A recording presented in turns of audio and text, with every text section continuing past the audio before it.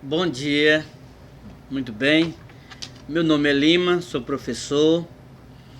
Estou aqui no meu escritório de educação para apresentar uma palestra de estudos literários.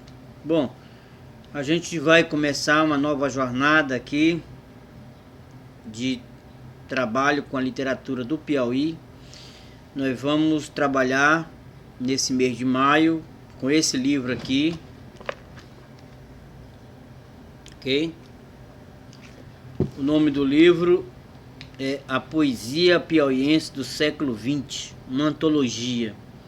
Organização, Introdução e Notas de Assis Brasil, ok? Editora FCP e Mago, ok? Bom, gente, hoje é 4 de maio de 2021, são 10 horas e 3 minutos. Muito bem, eu acho que as pessoas que realmente têm um trabalho com a literatura no Piauí devem conhecer o Assis Brasil, né? E hoje a gente vai começar logo de início mesmo, a gente vai começar só uma questão de esclarecimento. Vamos dar início aqui com o poeta Taumaturgo Vaz, né? Vamos lá? Ele nasceu em 1869 e faleceu em 1921. Bom, o Herculano Moraes diz que poesia escrita com ternura, simplicidade e invulgar espontaneidade, estilo sem afetação, marcadamente intimista, né? Vamos conhecer o Taumaturgo Vaz. Taumaturgo solteiro Vaz marca a entrada poética do Piauí no século XX, com um livro de versos representativo, Cantigas do Brasil, 1900, das tendências estéticas alienígenas, parnasianismo, simbolismo e de certo gosto nacionalista, quando os poetas mais conscientes foram tocados pelo lirismo da terra e o contundente meio social.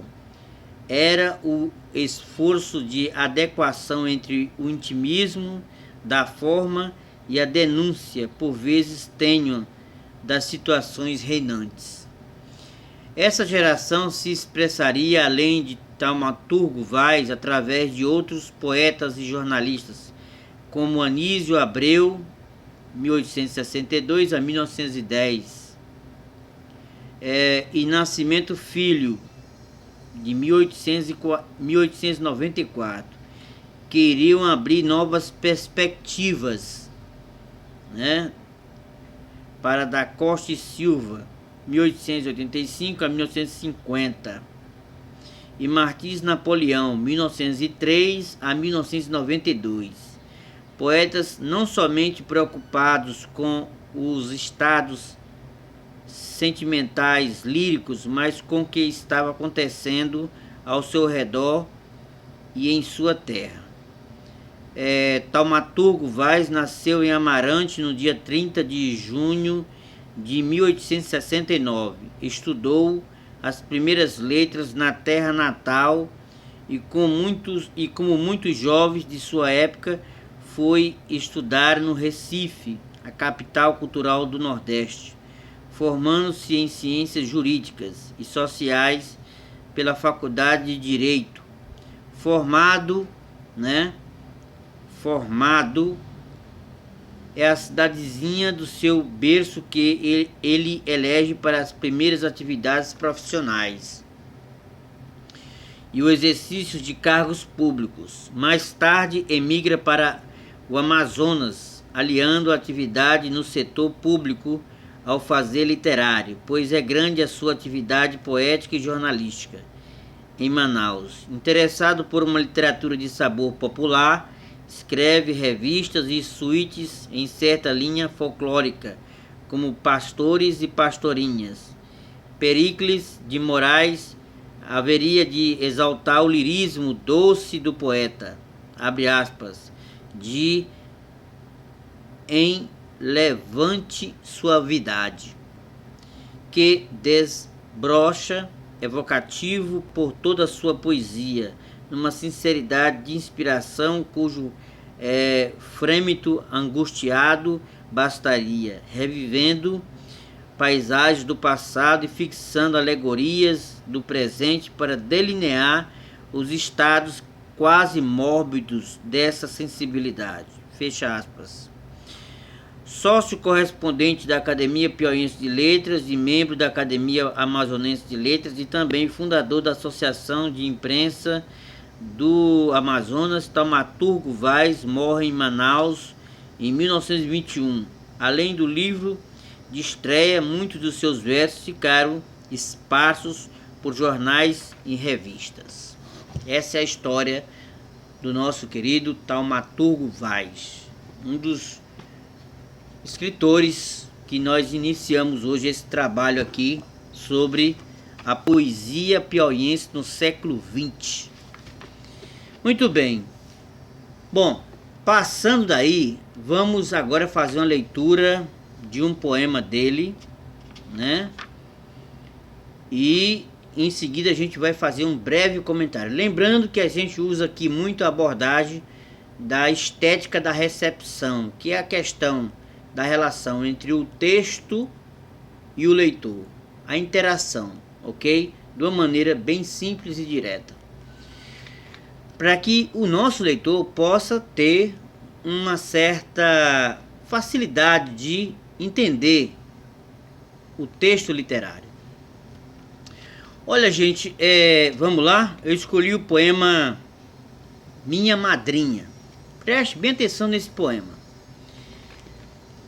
Minha madrinha.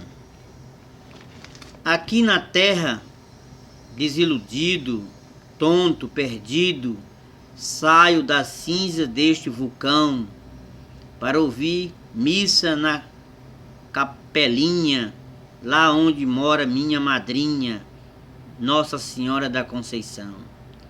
Ao pé do nicho branco, enflorado, ajoelhado, de olhos abertos, fitos no altar, rezo baixinho, santa alegria, minha madrinha, Ave Maria, cheia de graça, graça sem par.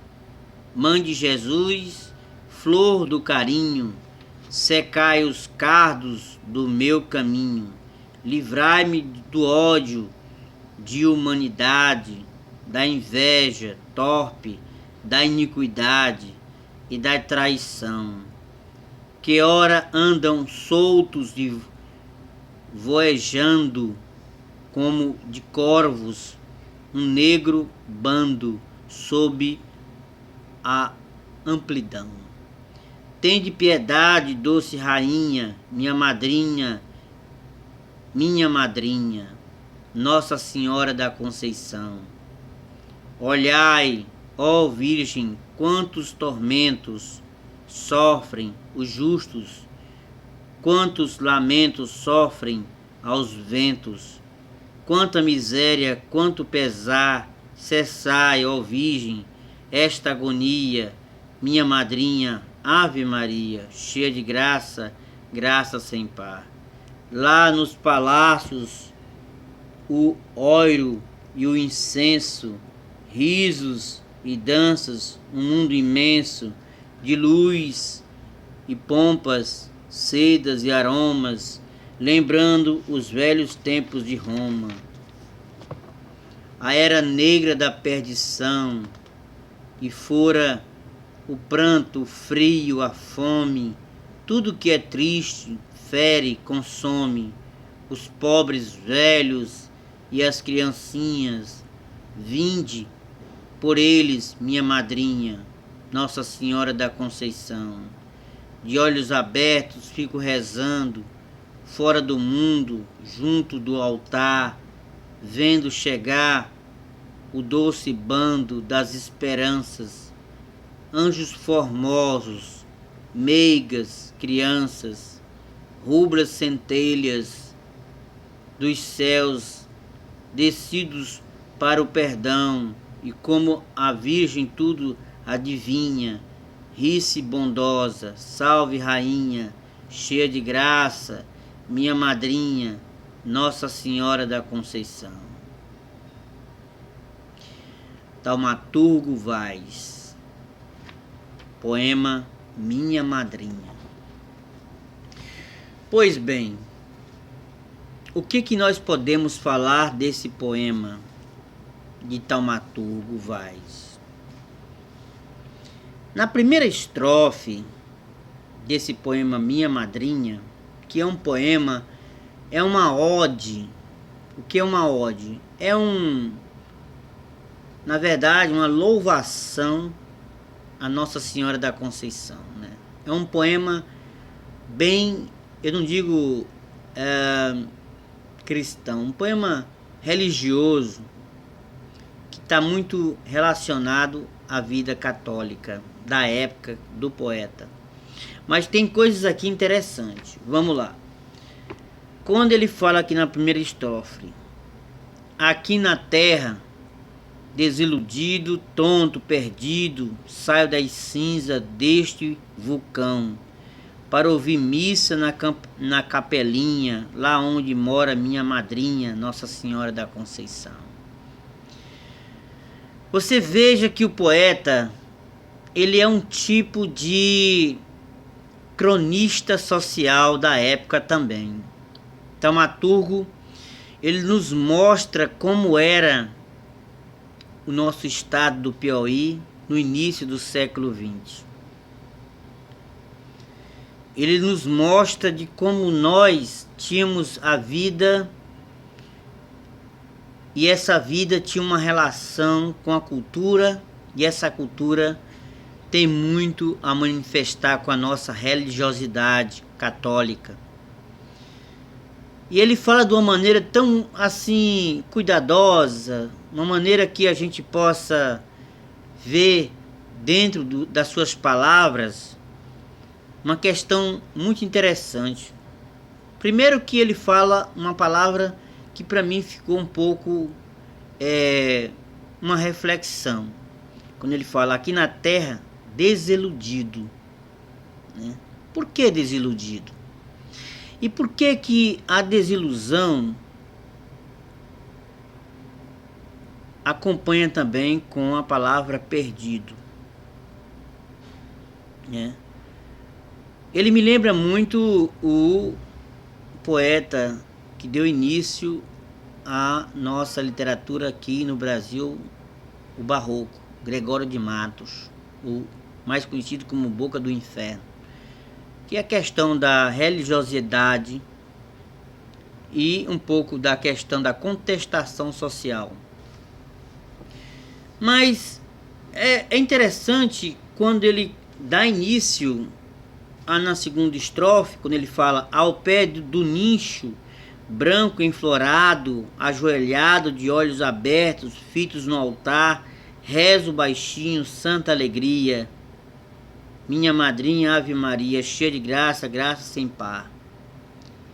Você vê que a poesia, ela traz um sentimento também de você, no momento que você está diante de eu acredito que o taumaturgo, ele tinha suas razões e seus motivos para poder ter esse apego com a sua fé, né? Para que ele possa realmente nos falar aqui